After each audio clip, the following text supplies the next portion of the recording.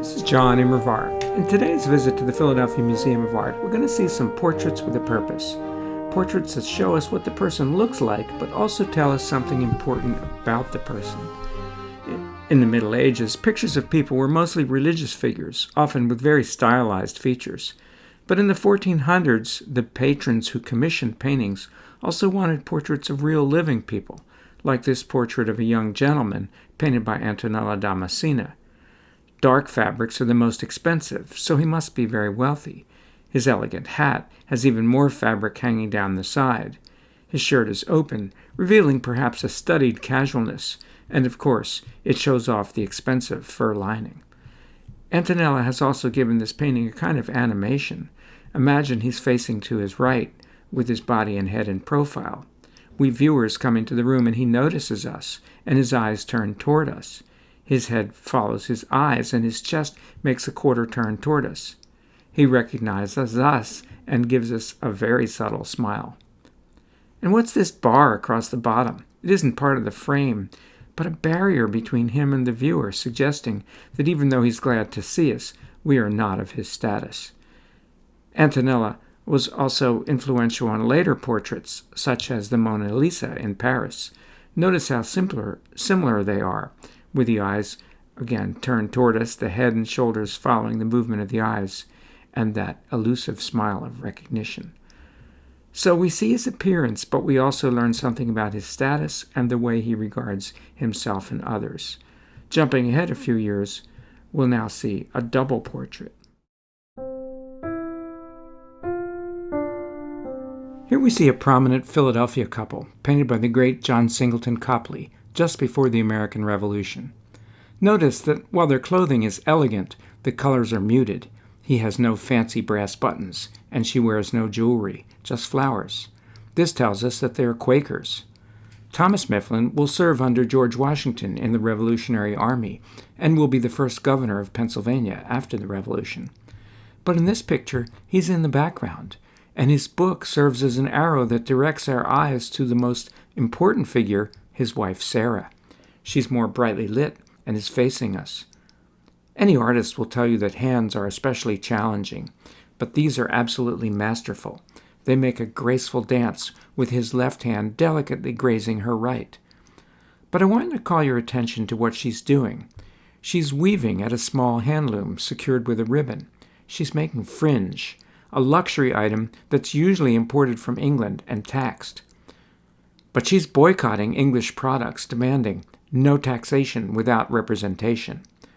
The painting tells us that they are partners in protest, suggesting the growing strength of the patriot movement and the importance of women in that movement.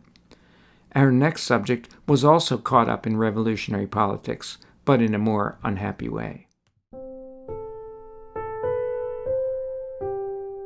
Here is Madame du Barry, painted by the artist Vigée-Lebrun.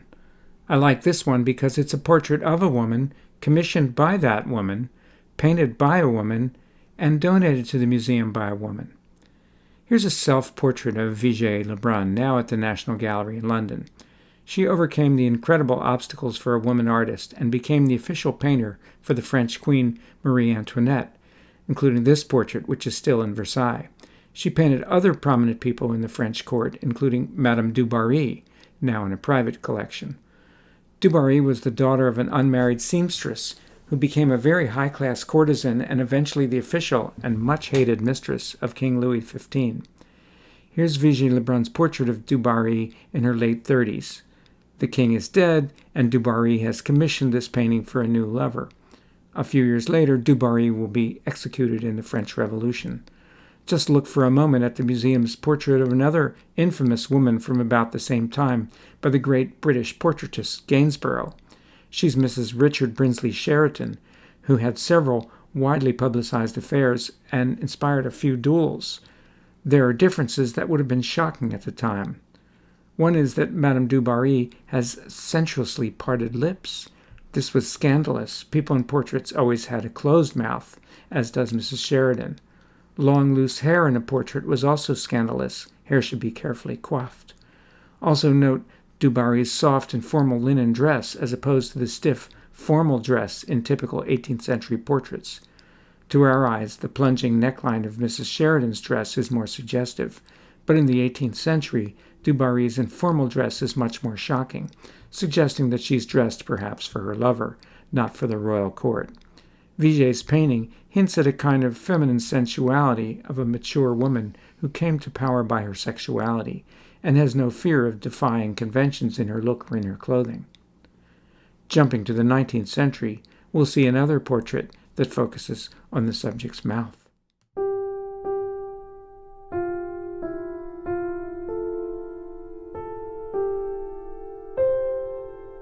Wita Cook was a well-known American singer, and in Thomas Eakins' portrait, she's not just posing in her pretty dress. From the conductor's hand, we know she is singing with an orchestra. It appears that the formal program is over, and flowers have been thrown on the stage. Now she's come back for an encore. Eakins has carved a line from the song on the picture frame, so we know exactly what she's singing, a well-known aria from Mendelssohn's Elijah.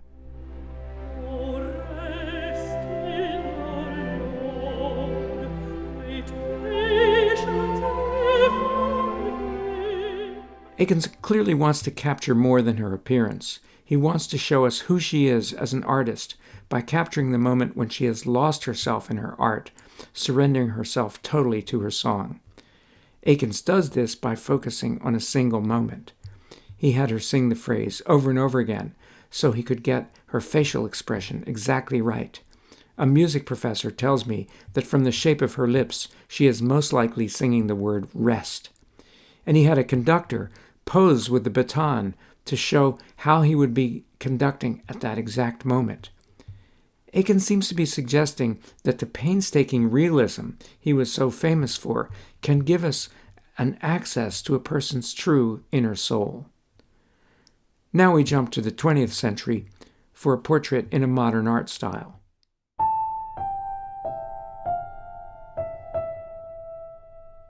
Here's James Baldwin, painted by Beauford Delaney.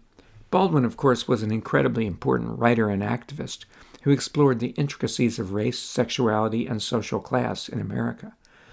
When he was only 15, however, he was working in a sweatshop in New York City. A friend took him to meet Beauford Delaney, who became his mentor.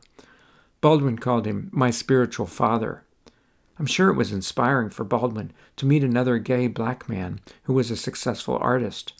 Years later, Baldwin wrote that Beauford was the first walking, living proof for me that a black man could be an artist. He became for me an example of courage and integrity, humility and passion. They became lifelong friends, and here they are walking together in Paris many years later. Delaney recognized Baldwin's genius at a young age and captured it in this portrait. He gives Baldwin's face a larger-than-life quality by making his image burst out of the picture frame. The face somehow vibrates and pulses with energy. Note the right eye. Delaney has made it bigger than the left, and the mouth slightly larger on the right. This instability gives the painting more dynamism. A kind of halo surrounds Baldwin's face. We see a young man who has great potential. The most striking thing, however, is the neck. It looks like a metal collar. To me, it evokes the kind of collar that was used to chain prisoners and slaves. Is Delaney reminding us that this young man has great promise, but must also struggle with the hostility to both his race and sexuality in a world where both invite discrimination and even violence? And thank you for letting me share these amazing portraits with you. Please view the description below for links to the images of the portraits and more information about them. You'll also find a link to my other videos on the great art at the Philadelphia Museum of Art.